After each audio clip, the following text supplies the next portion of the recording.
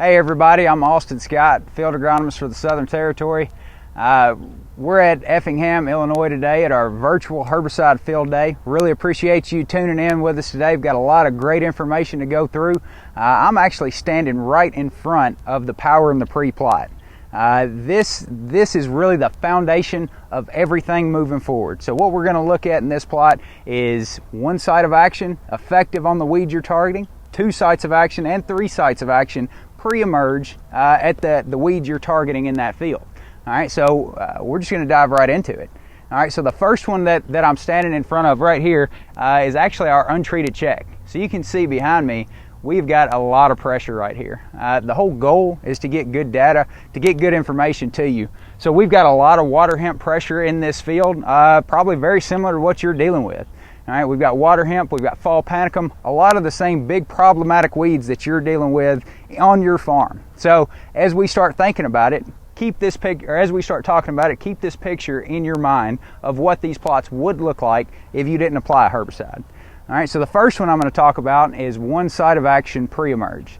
So these plots were planted about 50 days ago. All right, they were clean tilled before, then we came in and basically chased the planter within 1 to 2 days of planting before the beans came up with each one of our pre-emerge herbicides. The first one that we're going to talk about is Zidua. All right, Zidua is an excellent pre-emerge herbicide, offers excellent residual, but by itself, it's only one effective site of action. All right, so you got to think, as you start building the foundation for this house, if you want to think of it like that, the foundation is the most important part, right?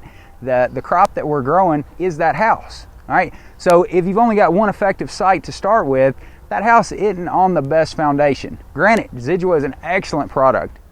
So as we stand in front of this one site of action plot, we look at that 3.2 ounces of Zidua SC, and we see that it's really starting to break. It's been about 50 days since that residual was applied. And we're starting to see some breaks in the field. All right, we're starting to see some weeds come through. It looks good from where we're standing right now, but this is a great point to prove that you don't want to scout the fields from the truck. Once we get out in this plot and start walking around, we see a lot of really small 1 to 2 inch tall water hemp that's starting to break through. All right, our post pass here is only Roundup, so we've got no rescue treatment. So that's all the more important while we've got to build that foundation stronger.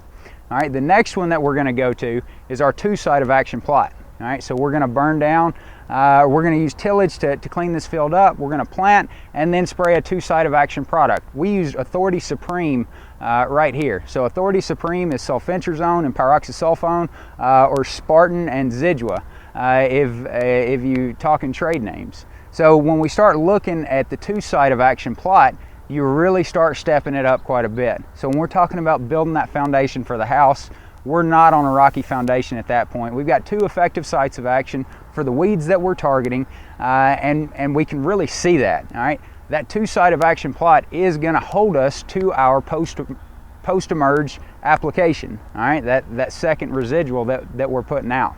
All right, the Zidua really helps out on small seeded broadleafs and grasses, and the Authority picks up a lot of the same weed spectrum also. One thing I would like to point out though is that when you start mixing PPOs into your pre-emerge program, which you need to do, they're excellent for weed control, but you will get a little bit of crop response from it. So the height will start to reduce on those beans just trying to metabolize all that herbicide. So keep that in mind. It might set your canopy back just a little bit, but it still is very well worth it.